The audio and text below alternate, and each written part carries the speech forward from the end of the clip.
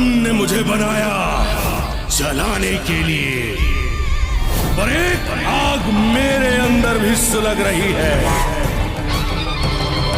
महादेव की सौगंध, महादेव की सौगंध, मैं लौटूंगा